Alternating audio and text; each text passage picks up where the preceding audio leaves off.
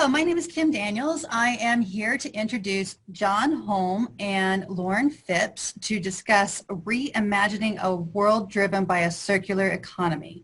Let's start with the introductions. Lauren? Hi, my name is Lauren Phipps. I'm the Director and Senior Analyst on Circular Economy at GreenBiz Group. We're a media and events company focused on accelerating the clean economy, and I personally focus on accelerating the circular economy. Excellent. John? My name is John Holm. I'm Vice President of Strategic Initiatives, and I lead our organization's circular economy engagements. PYXERA Global has been around for over 30 years, uniting the public, private, and social sectors together through the power of business to solve solvable problems. And my name is Kim Daniels. I am the CEO of Mercantile Logistics. We handle customs brokerage, and I'm also the chapter president for the local APIX chapter. Lauren, we're talking about circular economy and what that looks like. There's a lot of curiosities around it. Can you paint a picture of what an ideal circular economy working looks like? I could do that in approximately 12 days, but really quickly, I think it's helpful to just think about what a linear economy looks like before we get into painting that picture. So right now, a linear supply chain means that we extract raw materials, manufacture them into products, they go to a distribution center, they're purchased by a customer, and then most of the time right now they end up in a landfill, and that's business as usual. And a circular economy recognizes that that is a pretty stupid system that we have because we lose a ton of value that could be retained. So envisioning a circular economy means that before a material is extracted, before a product is manufactured, before anything enters the economy, there's a plan in place and a strategy to answer the question, what happens to this next? And that answer is not going to be going to a landfill. And this strategy ensures that those materials and products are kept in circulation, kept at their highest and best use, and we're really designing out waste from the onset rather than dealing with all the waste that's already created. So if you envision what this looks like and how to actually do that, it takes into account design. You need to design things differently to ensure that they're durable, they can be repaired, they can be taken apart and put back together. You can use those materials again so they are recyclable. You also need to think about how you're changing your relationship with customers rather than I'm going to sell you something and then I lose it and I don't think about it ever again and you end up putting it in a landfill. We're going to have a different relationship so that I get that material and product back so maybe I can sell it again, maybe I can use those parts in the future, and ultimately it's not going to end up back in a landfill. So we're really answering the questions of how do we retain value, how do we make this a better experience for our customers, how do we regenerate natural systems, prioritize all of this within planetary boundaries, to name a few of the things that it would look like. Thank you. John, do you have anything to add to that? Well, I mean, that's a beautiful picture you painted, Lauren, and I think it's a really good to start with the concept of a linear economy. I want to broaden that too. I mean, circular economy is massive. You're transitioning, or it's to a new way of doing business, a new economy, if you will. And I think, I just want to highlight when we look at the concept circular economy, to kind of take away some notions. One, circular economy is not just waste, it's not just plastic, really. In North America, there's a lot of discussion around that. It's not even a new way, it's a way of doing business, as Lauren mentioned earlier, to make the most of the resources that you have in existence. And I really want to highlight that the concept of a circular economy has been in existence for centuries. Indigenous populations have been using this idea of taking your resources, maximizing the value, with it returning to the earth and reusing it again for a long time. So I really want to look at when we're seeing the word or the term circular economy, it's not a new buzzword. This has been going on for a long time. And there's a precedence and paths that have already been set, which we can just go back and have a history lesson and try to learn ourselves. The other thing I want to highlight of my ideal notion of circular economy is that if you look at the current linear economy right now, not all players are involved with it. It's very top dominated. There's marginalized communities that aren't participating. It's not a very participatory economy right now. Especially as we're seeing right now in its current state, the linear economy has the haves and have-nots. And I think what I would love to see, if we're really going to stretch out this notion of circular economy, is one that's 100% inclusive, is participatory. And I think in North America, to really highlight a clear example of what that means, when we look at companies who are doing great, So nothing to say to take anything away from Patagonia or Lush or even Adidas. But this is targeted, these products are targeted at, I would say, the Whole Foods archetype that has the money, the ability, has self-actualized enough to be able to say, yes, look at me. I have the ability to be sustainable. I have the ability to buy shoes made from ocean plastic at a really high margin. That is not truly circular economy. That is some really good examples of what could be. But what we view as circular economy is our organization, what I do personally, is that it's when everyone is allowed to participate in it, all the way from the south side of Chicago, all the way again to that Whole Foods neighborhood. Interesting.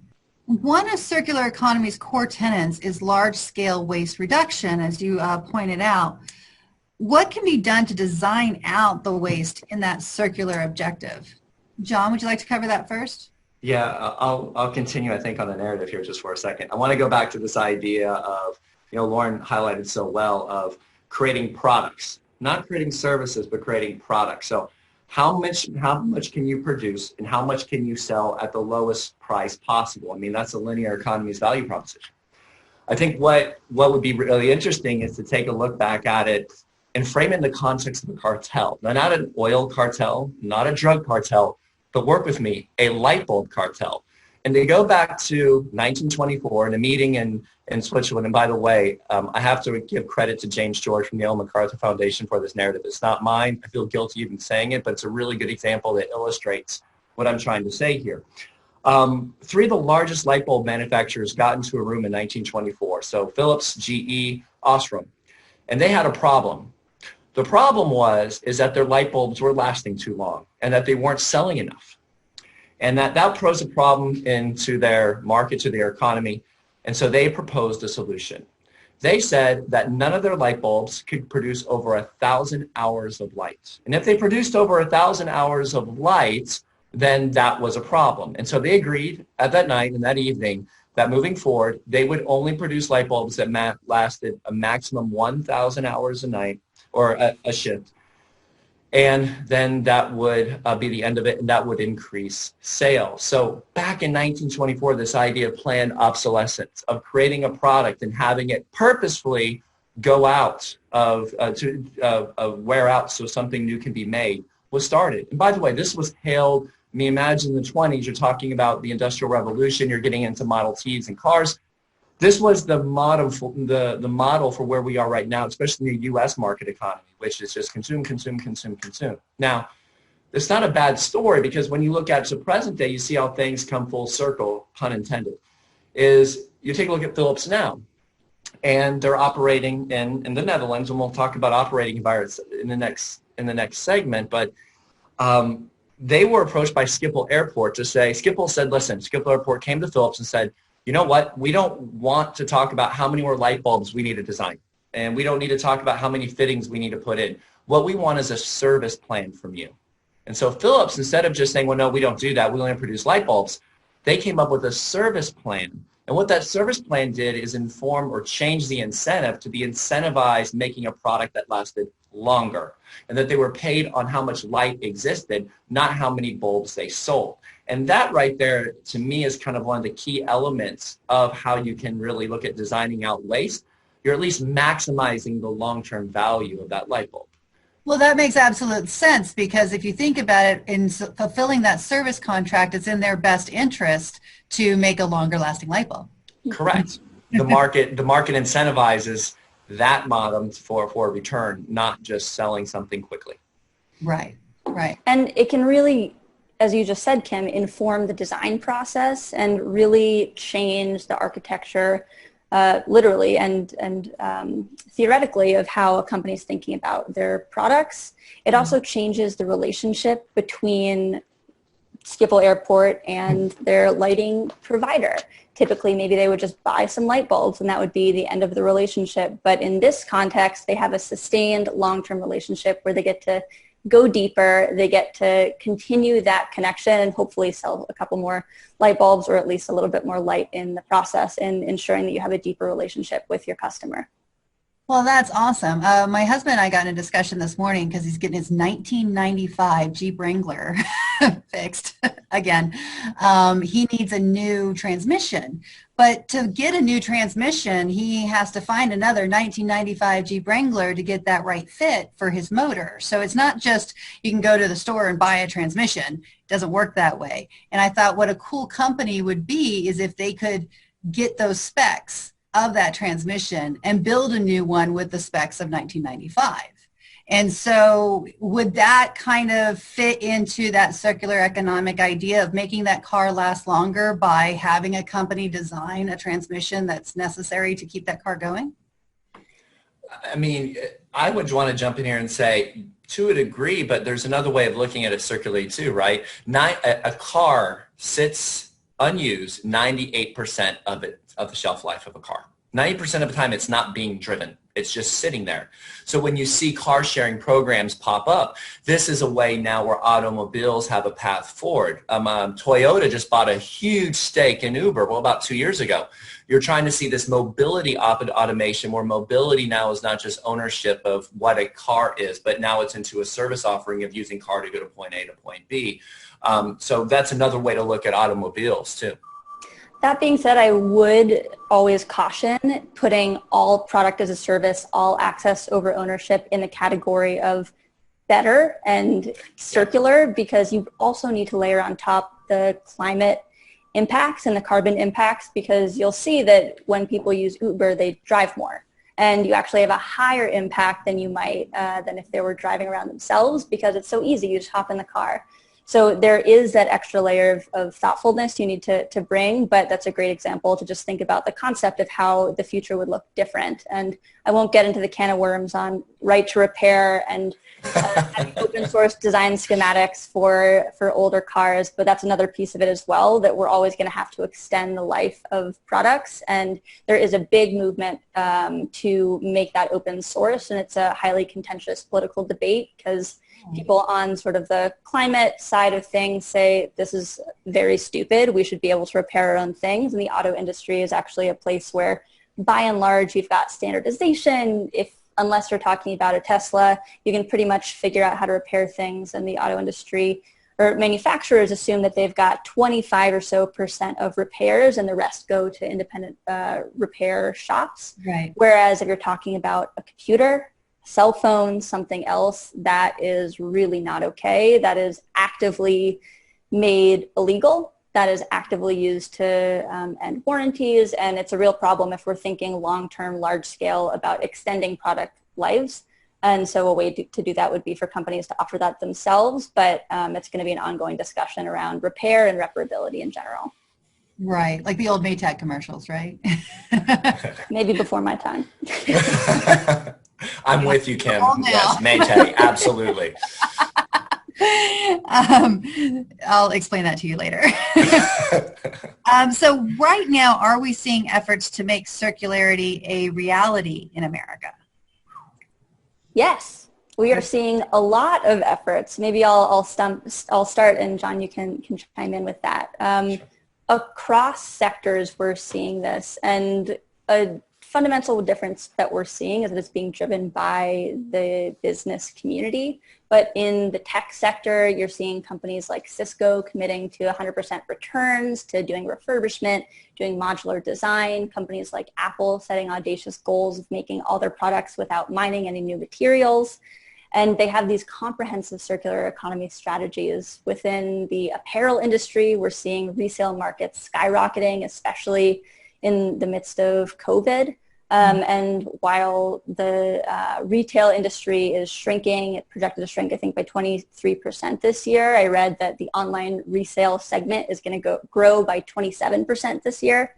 Mm-hmm. And you're seeing, your regular folks like Patagonia, REI, they're of course already doing this, but new players in the resale market, like Nordstrom offering secondhand items, like Walmart partnering with the largest online consignment platform, ThredUp, to offer resale on their site. You're seeing huge commitments in plastics and packaging, which is another can of worms as well, but you're seeing huge commitments by brands and retailers to make their products and packaging recyclable. and or biodegradable or reusable, and done so in practice. So investment in infrastructure as well. So those are a handful of examples, but there's a lot of emerging action and emerging work happening within this space in the U.S.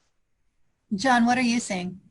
Yeah, I mean, those were really, really good examples in the corporate sector. And I think, stretching outside of that a little bit, I mean, one thing that's really nice, we're not at a Malcolm Gladwell tipping point yet, but I think we're on our way.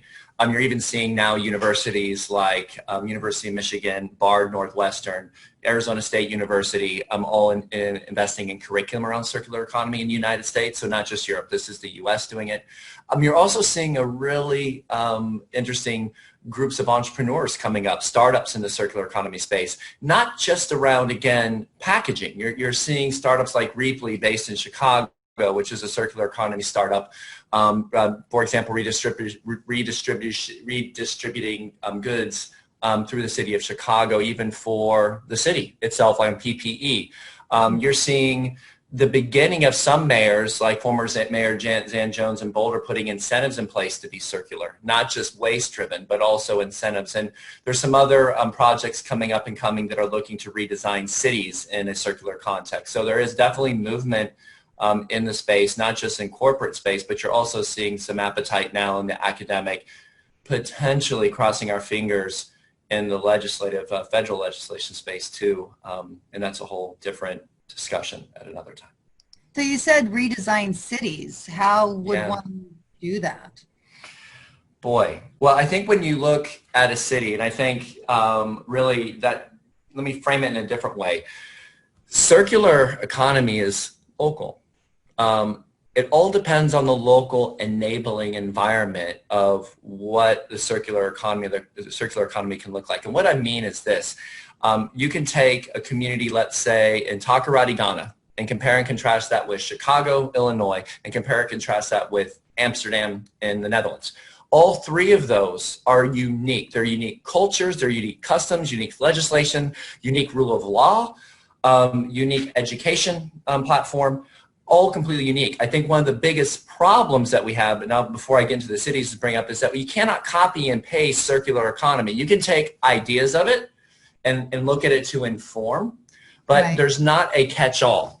It's an economy, and every economy is unique. So when you look at a circular city prototype, I think when you look at one of the biggest enablers for a circular city is legislation. In the United States, what's really challenging is that I mentioned Mayor Zan Jones. Legislation has to start on the city level first. So what city incentives can be given to spur circular economy behavior in a given city? And then from there, hopefully the state sees it. And then from the state, the legislation can push up to the federal. Where in Europe, if you flip it around, it's already in legislation from the EU and from the countries.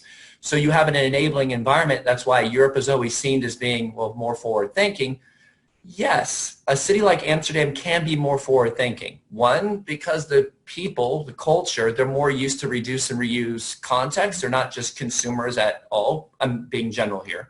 But then also legislation allows that. So for example, if you look at single-use plastic, I mean, by 2021, any product that is already in existence, you cannot make single-use plastic, whether it's an existing product. So they actually have legislation in place to stop single-use plastic. Also, extended producer responsibility you have on the plate too, where, one of the most frustrating things in the U.S. is that you see this push of litterers, like these horrible people littering on the ground. Look at all this plastic. It's those people's fault of waste. Well, how about the manufacturers making the waste that cannot be recycled? How about thinking through that a little bit? And so I think when you look at extended producer responsibility legislation, that's mandated at the top. So a circular city is unique depending on the geography, the local enabling environment that prevents itself, and I think the culture itself of how apt and adaptable they are to circular economy, reduce, reuse, recycle behaviors. What do you think, Lauren? Well, I'd add something that is a little out there, but bear with me on the culture piece, because I work a lot in North America. I think a lot about the U.S. context specifically. And I believe, and I think we're seeing that the really beautiful sense of individualism in the U.S. is really going to be a significant limiting factor to progress in accelerating a circular economy and designing waste out of the system. standardization is a huge opportunity, but we don't like that idea here. We want to be unique. We want to create the next best thing, do something different. But I don't love always talking about packaging because I think it's kind of small potatoes with regards to the big change that we can make. But think about the preponderance of multi-material packaging. You've got these layers of something that's metal-based, something that's plastic. That can't be recycled in a MRF. That's never going to be readily recycled, in my opinion, in a MRF. And it would make a lot more sense to have standard packaging types, standard types of materials, so that if it ends up at a facility where it can be recycled, it can actually be done. But there's this desire to have this totally different thing. But in the long run, you need to be thinking about how am I going to work across my value chain? How am I going to work for systems change versus how am I going to create one specific thing that's different? And I think whenever I see someone promoting a circular product, I always kind of laugh at it or scoff at it because you can't think of just one product that's circular. It has to be looked at through the systems lens, and you have to think about how is this going to flow through the system? What's going to happen to it next? And is it circular in a silo, or is it actually designed to be moved and kept better for longer? Interesting. If you were to look at a circular city, what kind of social implication would you find? Yeah, I mean, it's interesting. Let's talk about a circular city more specifically. Let's use Chicago as a baseline. So there's a consortium of groups, Recycling Partnership, close with partners ourselves, SAP involved, where we're looking at creating a model, a circular city model. And I think there's a lot of social implications because the social implications of that is what I harped on earlier. It's starting in marginalized communities. It's using it as a lever to raise up those that cannot participate. And here's an example of what I mean. If you look in the US right now and you look at recycling, go to the south side of Chicago and give the person who's working 2 jobs and has 3 kids saying, care about, let's just use recycling, for example. What is it going to take for you to care about that plastic there and actually doing something to recycle it? That's simple. Ask that question. What we have today is those questions aren't even being asked. So maybe it's 10 cents a bottle. That's just on that piece. Or what if you go to some of those schools and you say, listen, let's create a zero waste public school. So when you go in, you hit certain goals, and then if you hit those goals of zero waste, so you're taking that waste, you're recycling it, you're separating it, you're composting it, then teachers get higher salaries or they get better material for their schools. That's another example as well on incentives. I think what we look at as a circular city is it's a true opportunity right now, especially in the U.S. as fractured as we are, is a way to unite not just the economy, but people and coming together while we're also looking to combat climate change. I mean, circular economy is a hub that really can unite and link in a lot of the most pressing problems that we have to address in the coming 10, 15, 20 years. And I think the implication for a city taking a lead in doing this, for example, if it is Chicago, it can be a model and a roadmap for new U.S. legislation to be put on the map. It could be a roadmap for other cities to participate in. Excellent. Lauren, if you saw some social implication, one of the places I've lived is Germany, and they actually had it to where if you ordered from the place where all the drinks come from, I don't remember the German word, you would order like a dozen bottles, and it was all glass bottles. And then when they came to refill your order, they would take those dozen bottles with them, clean them, reuse them. Is that the kind of thing that you would also see? I think as John so nicely laid out, it's so place-based, and you really need to think about the specific context. In some places, having a reuse system with glass is going to make a ton of sense, and it's going to be awesome. In other contexts, that might not make sense, and it just depends on where you are. But I think to John's point, it's a matter of who gets to be a part of that model, who is that model designed for, who gets to access it, and is the idea of a circular economy going to recreate and reinforce the social stratification, the economic divides, and really the injustice that we see in the system today? Is it going to reinforce that, or is it going to be restorative? Is it going to create more resilience? And is it going to be regenerative? We talk a lot in the context of circularity about regenerating natural systems, but I think there's an opportunity to use that lens of regeneration to think about communities and think about how this can be an opportunity for others to have a seat at the table. And I think one of the reasons why the lens of a circular economy is so effective and compelling, recognizing that it builds on many different iterations of frameworks for sustainability and change, is that it takes into account so many different pieces. It takes into account the economic side of things, the environmental, the social, and many, many more. And it is holistic, and it is a systems approach to change. Well, we have just a few more minutes, and as the moderator, I'm going to choose my favorite subject. I minored in economics, so scarcity is one of the things that I got to learn a lot about. How is scarcity a focus with circular economy, and do you have an example that you can lay out? Either one of you can go first. Lauren? Sure, I'm happy to go first.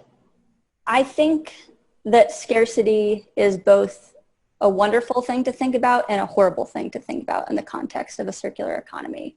The idea of resource scarcity can be a significant driver in recognizing that I, as a manufacturer, I'm not going to have access to fill in the blank precious metal, to petroleum at the same price. This is going to be something that, if it's going to be a scarce resource, there's going to be price volatility involved in it, and it makes business sense in the long run for me to design out my dependence on that material and to make sure that if I've already mined it, I can get it back and use it again.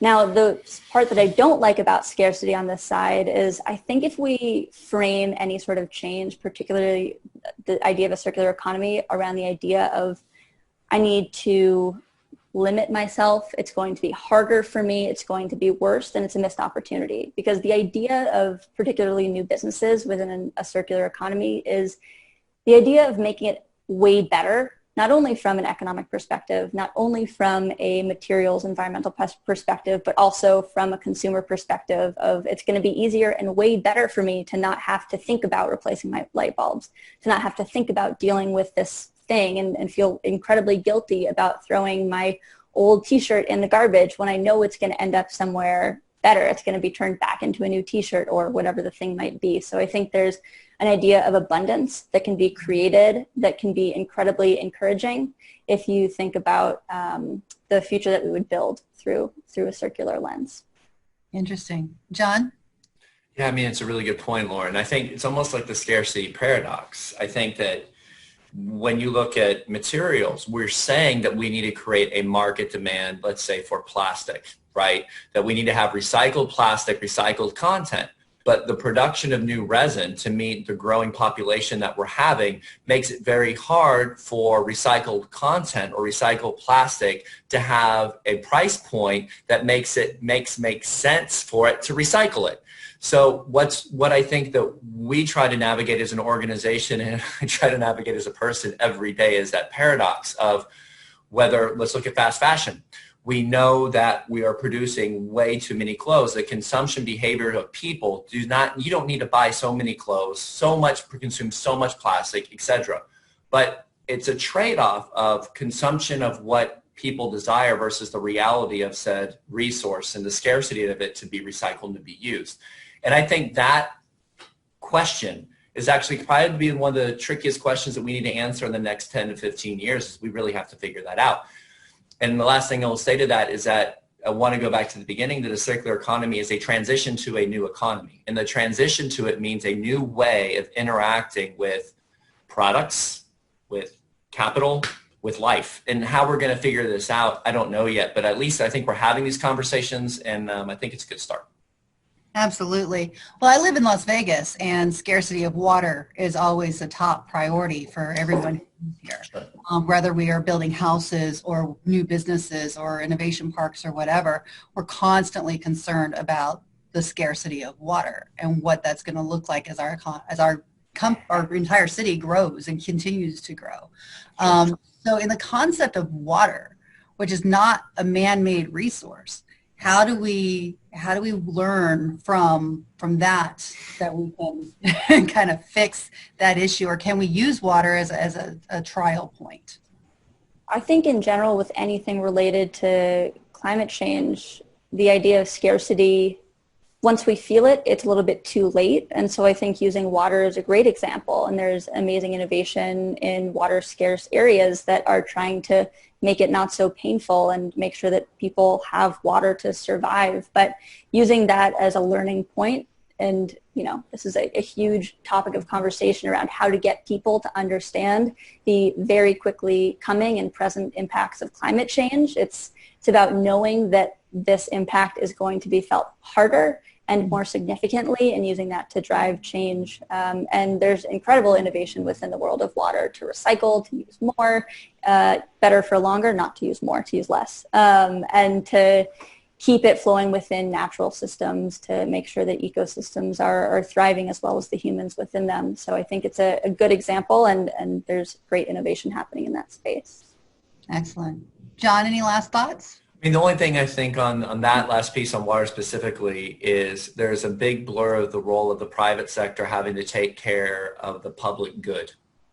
And something like water shouldn't be privatized. And we can make the case, and this personally, when you look at a circular economy, water is not privatized, education is not privatized, healthcare is not privatized. I mean, so there's a lot of things here, it's shared to a degree. I mean, right, shared resources. And I think that's something, again, when you look at water is that a human right? I think you're getting, again, circular economy versus rights, human rights and basic rights. I think we're having those conversations. I think even if you look at soil, right now, soil is where we're churning and churning soil over and over again, where the usage rates isn't going to be good soon. So there's a lot of, it gets really tricky when we look at climate change in these questions. Again, though, I want to go back to thinking that circular economy is a solution to have these conversations and something to bring in and look at it through a system lens and not just a linear mindset.